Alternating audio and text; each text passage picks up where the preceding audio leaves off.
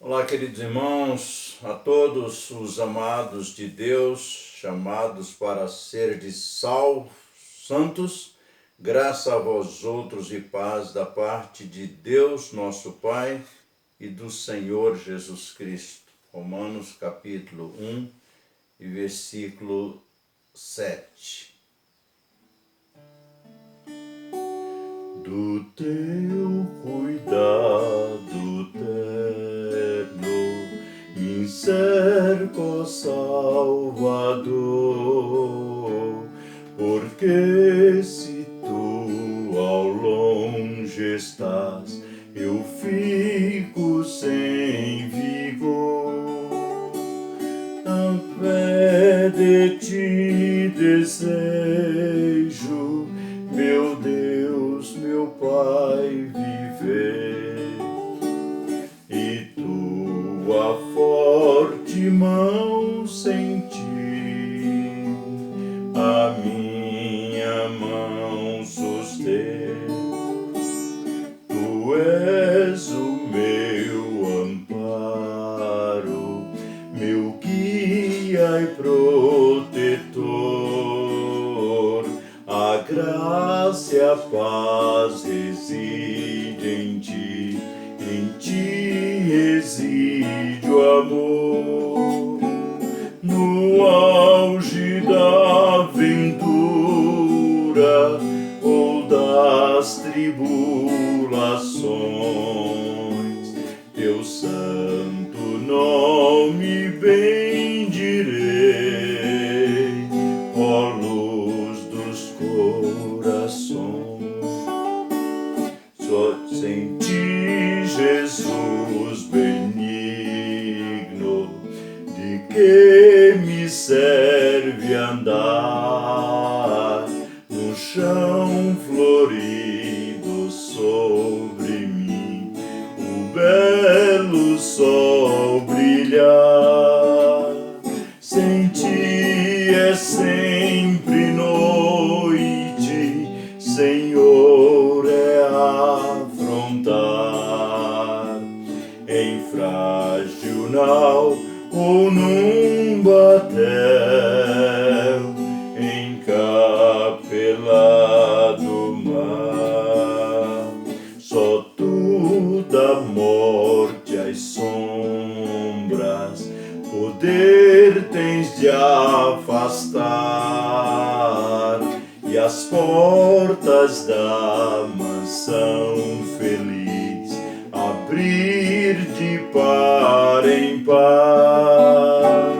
A ti naquele dia, um dia sem igual, com os remidos cantarei um hino triunfal.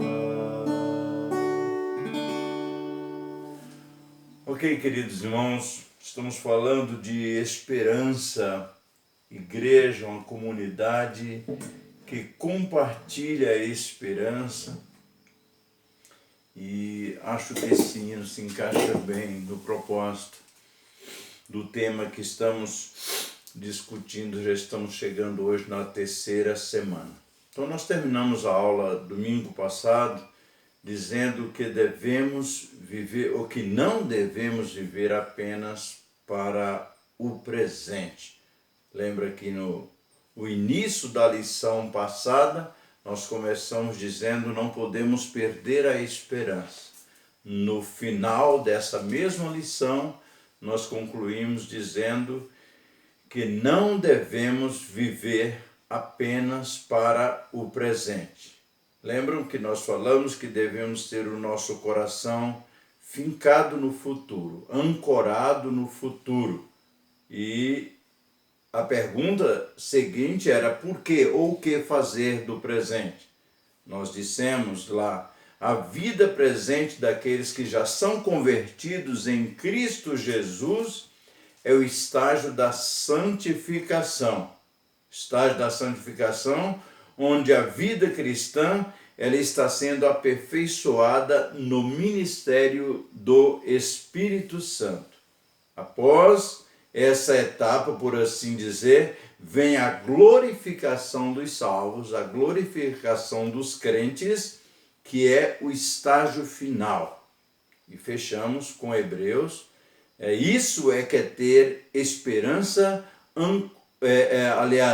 isso é ter esperança como âncora da alma, conforme está lá em Hebreus. Então, concluímos aquela lição dizendo que a esperança é a parte integral da expressão verdadeiro evangelho, fechando assim a primeira parte da leitura de Colossenses, capítulo 1, verso 5, e a parte B.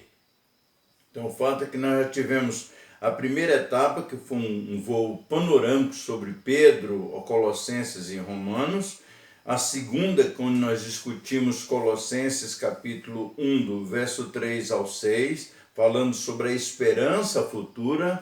E hoje nós pretendemos encerrar, concluir a nossa aula, mas nós ainda temos 2 subtópicos, né? Não sei se será possível concluirmos a nossa aula dentro do espaço de tempo, visto que o tempo é muito escasso, o vídeo ficando longo, as pessoas não têm a mesma disposição para acessar. Então, dentro do mesmo tempo, a igreja, uma comunidade que compartilha a esperança, nós estaremos hoje trabalhando o subtópico, a esperança por aquilo que é eterno. A esperança por aquilo que é eterno. Portanto, a leitura, Romanos capítulo 8, verso 24 e 25, a palavra de Deus nos diz assim: porque na esperança fomos salvos. Ora, esperança que se vê não é esperança, pois o que alguém vê, como espera? Mas se esperamos o que não vemos, com paciência o aguardamos. Vamos orar? Nosso Deus, nós agradecemos pela Tua palavra. Pedimos que o Senhor a aplique aos nossos corações e faça que venhamos, ó Deus, crescer na graça e no conhecimento do Senhor. Abençoa a Tua igreja reunida nesse formato, mas abençoa os Teus filhos ao vir buscar o entendimento da Tua palavra. Haja crescimento para a glória do Teu nome. Sustenta-nos em tudo. Nós oramos em nome do Senhor Jesus. Amém. Portanto, vamos trabalhar o tema a esperança por aquilo que é eterno, à luz de Romanos, capítulo 8, versículo 24 ao 25. Queridos, o assunto do capítulo 8 de Romanos, no livro em que estamos lendo nesse momento, é parte de uma sequência que vem desde Romanos capítulo 5, do versículo 1 em diante, que trata da salvação. Aliás, o tom do livro de Romanos, a temática de Romanos era a justificação pela fé. Então nós vamos tratar essas referências, Romanos 8, sabendo que ela é uma sequência do que já for escrito lá em Romanos capítulo 5, verso 1, tratando da salvação. Referências essas que fazem coro também com Colossenses, que foi o nosso primeiro estudo na carta de Paulo aos Colossenses, e o tema proposto para nós, que a igreja é uma comunidade que compartilha a esperança. Portanto, nós já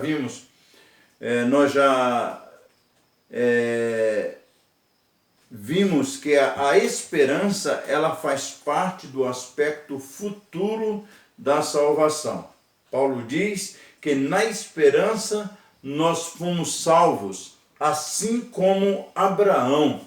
E a referência Romanos capítulo 4, versículo 18, nós temos essa passagem. Abraão, esperando contra a esperança, creu para vir a ser pai de muitas nações, segundo lhe fora dito: assim será a tua descendência, ou a sua descendência. Então Paulo diz que a esperança em que fomos salvos é a mesma esperança de Abraão. E ele creu contra a esperança, contra a lógica, contra tudo que o mundo contesta ou detesta. Nós cremos firmemente porque foram promessas do nosso Senhor Jesus Cristo. Nós também cremos na esperança da glória de Deus, conforme Romanos capítulo 5 e verso 2. Está assim a palavra de Deus escrita: por intermédio de quem obtivemos igualmente acesso pela fé a esta graça na qual estamos firmes e gloriamo-nos na esperança da glória de Deus.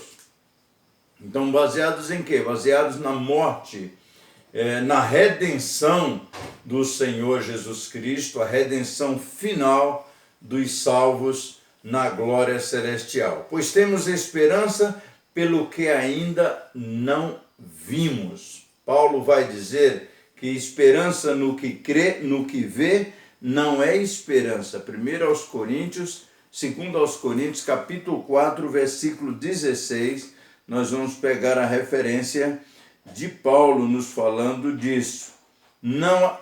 Versículo 18, não atentando nós nas coisas que se veem, mas nas que se não veem, porque as que se veem são temporais, as que se não veem são eternas. Essa é a referência para nós nesse texto. O capítulo 5, verso 7 também nos dá essa certeza, visto que andamos por fé e não pelo que vemos. Isso é crer contra a lógica aplicada, ou usadas, ou adequadas, ou adotada pelas pessoas. Em Romanos 8, verso 19 a 23, Paulo diz que nós esperamos junto com a criação o momento da manifestação final do Senhor Jesus Cristo. Ele diz: toda a geração geme e aguarda, e nós também, nesse mesmo contexto, aguardamos. O verso 25 do texto onde nós lemos diz: mas se esperamos o que não vemos, com paciência o esperamos, ou com paciência o aguardamos. Nós aprendemos de Paulo aqui que a paciência, a espera, ela exige paciência. Ela exige paciência.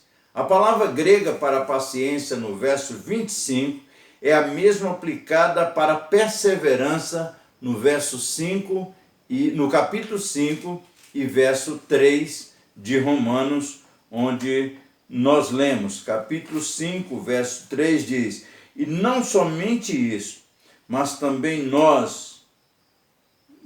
nos gloriamos na própria tribulação, sabendo que a tribulação produz perseverança. Essa tribulação que produz perseverança é a mesma palavra aplicada no texto onde nós lemos no versículo 25, mas se esperamos o que não vemos, com paciência o aguardamos, com paciência o esperamos. Assim nós podemos entender que tanto uma como a outra significa permanecer esperando. E permanecer sobre qualquer circunstância. Permanecer, inclusive, sob pressão intensa. Esse é o termo que combina o verso 25 de Romanos, o verso 25 do capítulo 8 de Romanos, com o verso 3 do capítulo 5 de Romanos. Permanecer sobre alguma pressão ou tensão. Isso faz toda a diferença na defesa que o apóstolo Paulo vai fazer da esperança futura contra os argumentos, inclusive, das pessoas do seu tempo. Os epicureus diziam: comamos e bebamos que amanhã morreremos. Não vemos o Deus, e como saber se ele existe? Se não vemos a Deus, como saber se ele vai cumprir de fato o que está escrito aí que vocês estão pregando? A maioria das pessoas, no nosso cotidiano, elas agem assim, e agem como pessoas de fé pequena, ou de fé limitada, ou de visão de fé limitada, como Filipe. Filipe, lá em João 14:8, ele diz: mostra-nos o Pai, e isso nos basta. Paulo combatia exatamente essa premissa incrédula de ver para crer. Paulo parte do princípio de que é preciso crer para ver e não ver para crer. Em 2 Coríntios, no capítulo 4, versículo 18, nós vamos ver esta descrição do apóstolo Paulo, capítulo 4, de 2 aos Coríntios, e verso 18. A palavra de Deus nos diz assim: não atentando nós nas coisas que se veem, mas nas que se não veem, porque as que se veem são temporais, e as que se não veem são eternas. Em 1 Coríntios 15, 19, ele diz que se a nossa esperança se baseia apenas nesta vida, nós somos os mais miseráveis entre os homens.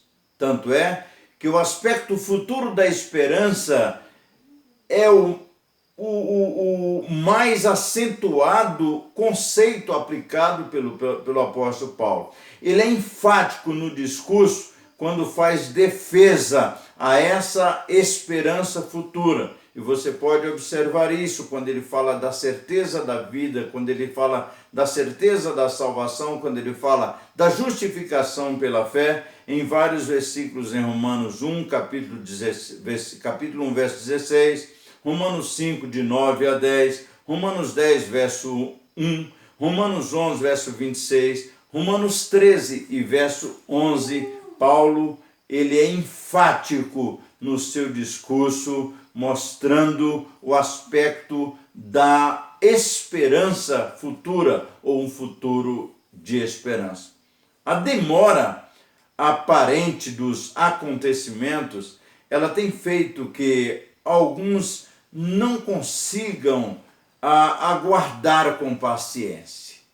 Interessante isso. Por isso que nós devemos partir do princípio de que a perseverança e a paciência, aplicada ao conceito que nós colocamos anteriormente, permanecer sob alguma pressão, alguma dificuldade, circunstâncias difíceis, esse é o verdadeiro princípio de esperança, porque ela pode demorar. E na medida que demora, os argumentos dos incrédulos é no sentido de que nós estamos perdendo tempo, não vale a pena essa espera.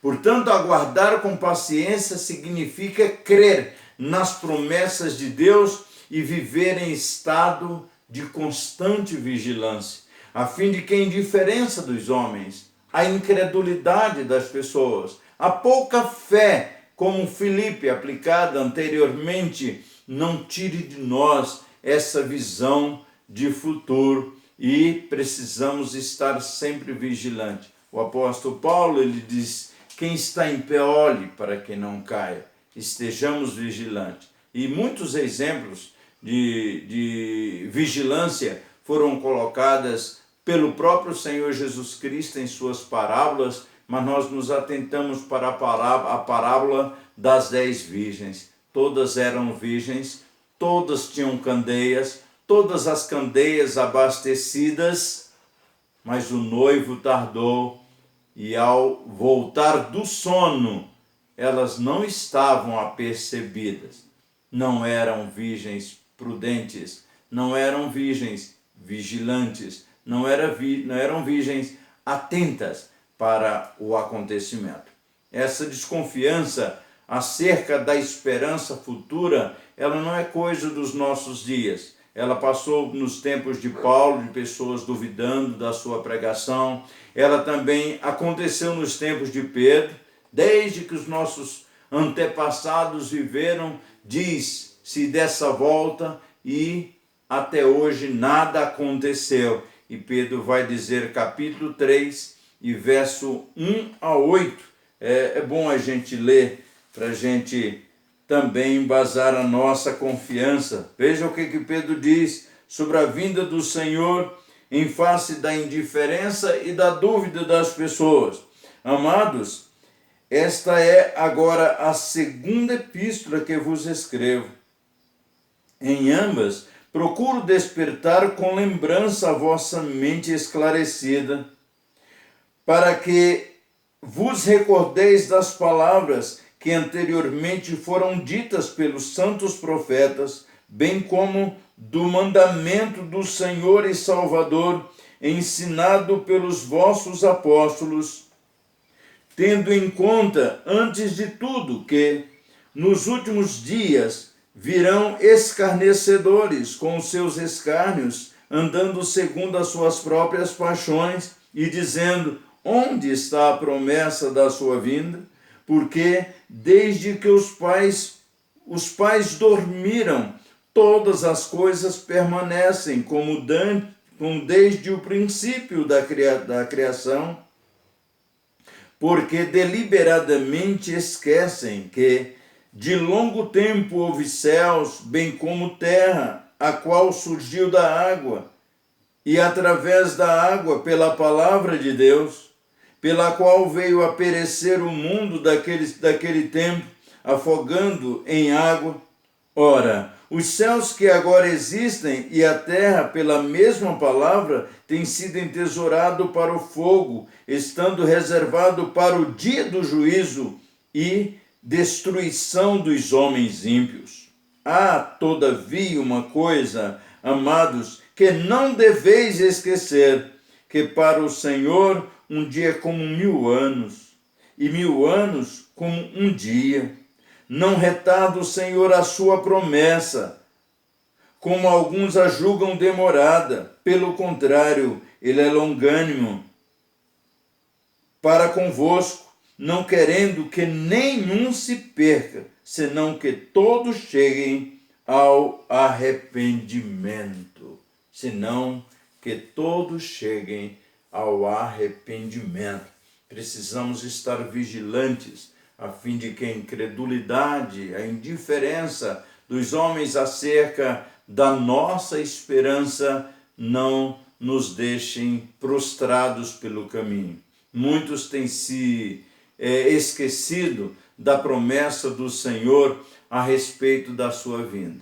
Isso é triste, e nós estamos falando de muitos daqueles que um dia levantaram a sua mão, aceitaram o Senhor, ou disseram que aceitaram o Senhor, e que de repente se esqueceram da promessa do Senhor. Se esqueceram que o Senhor disse que viria outra vez. Se nós analisarmos as músicas evangélicas produzidas nesses últimos 30 anos, nós vamos chegar a uma conclusão mais ou menos aproximada da indiferença dos homens acerca da volta do Senhor Jesus Cristo. Quando foi de 30 anos para cá que você ouviu algum hino falando sobre a volta do Senhor Jesus?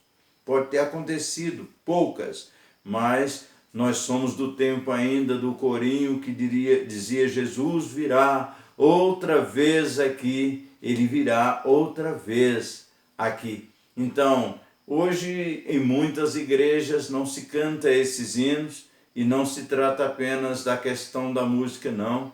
Nos púlpitos, essa mensagem ela foi se escasseando até desaparecer de uma vez dos púlpitos. A mensagem sobre a volta do Senhor Jesus, a mensagem que traz de fato esperança ao coração dos salvos em meio a todas as lutas que eles enfrentam nesse mundo. Nós não podemos deixar isso acontecer. Os salvos em Cristo Jesus devem estar com o seu coração ancorado lá na esperança do dia glorioso do Senhor Jesus.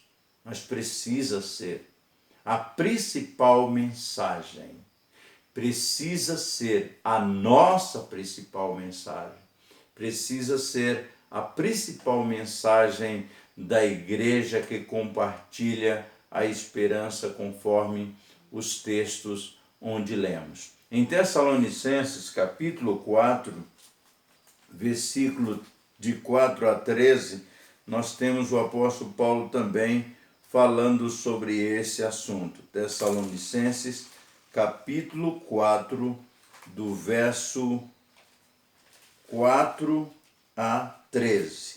Vamos ler essa passagem. 1 Tessalonicenses 4, verso 13 a 18. A palavra de Deus nos diz assim: Não queremos, pois, irmãos, que sejais ignorantes com respeito aos que dormem, para não vos entristecerdes como os que não têm esperança. Olha que coisa interessante. Não queremos que vocês sejam ignorantes, que ignorem a mensagem da esperança, para não vos entristecerdes com os demais que não têm esperança. Pois se cremos que Jesus morreu e ressuscitou, assim também Deus, mediante Jesus, trará em sua companhia os que dormem. Olha que mensagem gloriosa para a igreja. Ora, ainda vos declaramos por palavra do Senhor isso: nós, os vivos que ficarmos até a vinda do Senhor, de modo algum precederemos os que dormem. Portanto, o Senhor mesmo, dada a sua palavra de ordem, ouvida a voz do arcanjo e ressoada a trombeta de Deus, descerá dos céus. E os mortos em Cristo ressuscitarão primeiro. Depois nós, os vivos, os que ficarmos, seremos arrebatados juntamente com eles entre nuvens para o encontro do Senhor nos ares. E assim estaremos para sempre com o Senhor. Consolai-vos, pois, uns aos outros com estas palavras. Entenderam porque a igreja que compartilha a esperança não pode se esmorecer, não pode abandonar a mensagem da esperança do futuro, porque nós precisamos estar consolados com essa esperança e consolando uns aos outros. Muitos são os crentes que já perderam o seu objetivo como salvos em Cristo Jesus. Na medida em que deixaram de compartilhar a mensagem da esperança, os seus corações foram se esfriando e desejando menos o dia do Senhor. Isso por ter horizontalizado a sua fé, ter colocado a sua fé nas circunstâncias e nos circunstantes.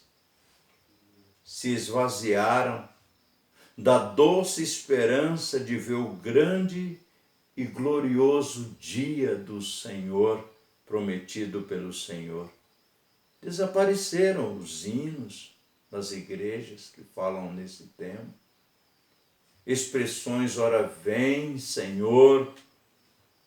Expressões como maranata, colocada nas poesias, nos hinos, perdeu lugar para a superficialidade dos discursos vazios, sem qualquer perspectiva futura, sem qualquer perspectiva sobre aquele que ainda virá. A esperança vive em nossos corações.